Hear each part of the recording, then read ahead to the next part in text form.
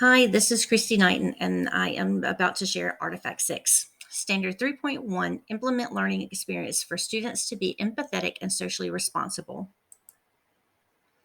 The title of this mini lesson was How Can We Empathize with Others? The goal of the lesson was to show students how to display empathy in online communication. The lesson opened with students watching the cartoon video, The Power of Empathy, which uses cartoon animals to demonstrate that instead of silver lining it by saying things like, at least you have a marriage, in response to someone whose marriage is falling apart, we should try to connect with the person by saying that we're here for them. I was hoping that the students would make the connection between empathy and the next portion of the lesson plan. During the main part of the lesson, I read a few scenarios to the students, and they had to move to the corner of the room that matched with how they would respond to the scenario. The group in each corner then had to explain their reasoning for their choice. After the activity, students would get into small groups to discuss how small actions can impact another person in a big way, how not participating in the spreading of negative images and gossip contributes to being a positive digital citizen, and how each individual is responsible for their actions in online communication. This lesson, however, was a huge flop. Almost all of the students wanted to choose the do something else for each scenario. The reason that they wanted to choose it is that they said that they would confront the person in the wrong or that they would fight them. Before I try this lesson again, I would let students respond in Mentimeter so that they could see what others put in without having to use their names to respond. And then maybe the students wouldn't just follow the crowd. The title of this mini lesson was The Golden Rule.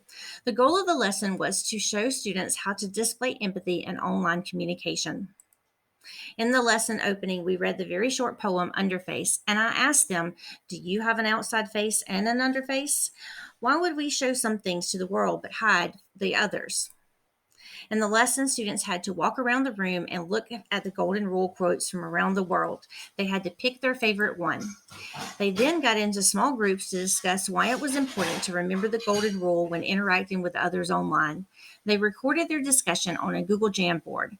For the closing, students had a ticket out the door to answer this question: why is it important to remember the Golden Rule when interacting with others online?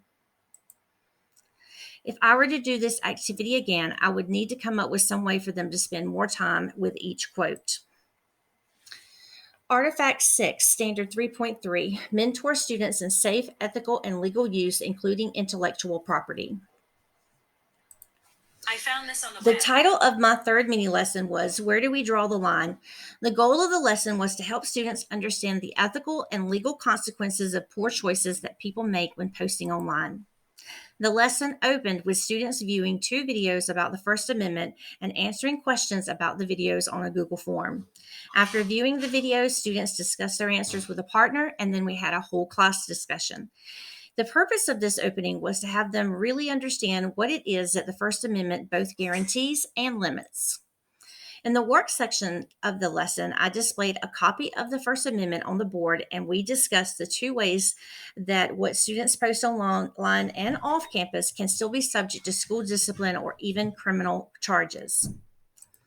Then students got into groups, and each group was given a scenario to discuss. Then on a Google Jamboard, students had to decide whether or not the scenario warranted an investigation and possible disciplinary action from the school. They also had to decide on possible future implications that would occur because of the students' actions. In the closing, students had a ticket out the door. Tell me one thing that you learned today about your First Amendment rights. I felt as if this lesson went really well. I think students were surprised about what the First Amendment protected and didn't protect. I felt that once we got to the scenario, students were actually pretty surprised about what kinds of things got some of the people in trouble. The title of this mini lesson was We Wear the Mask. The goal of the lesson was to help students understand the ethical and legal consequences of poor choices that people make when posting online.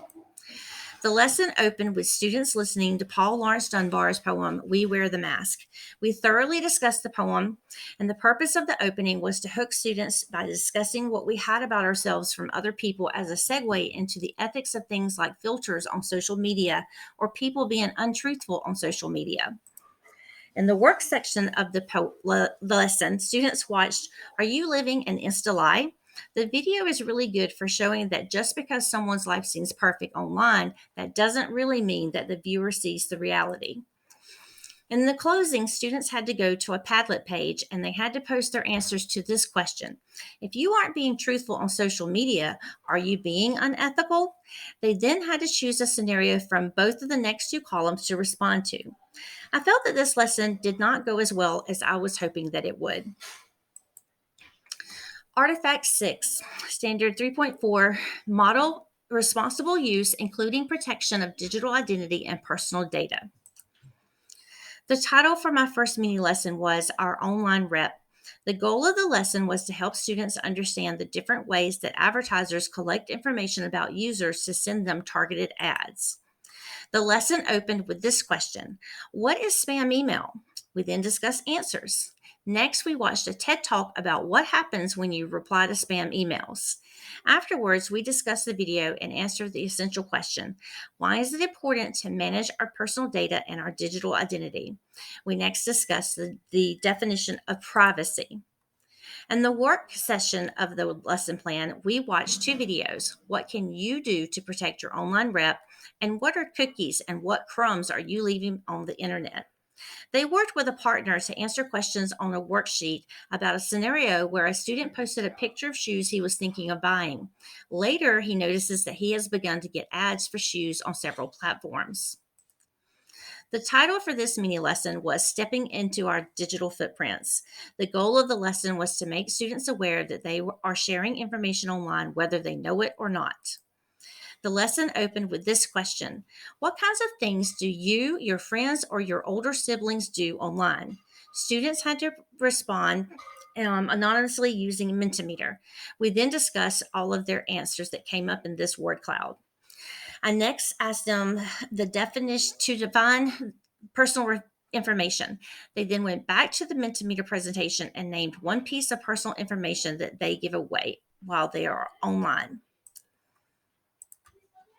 In the work session of the lesson plan, I asked students to tell me what digital footprint meant.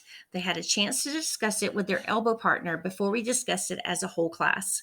Next, we watched this video, Teen Voices, Oversharing, and Your Digital Footprint.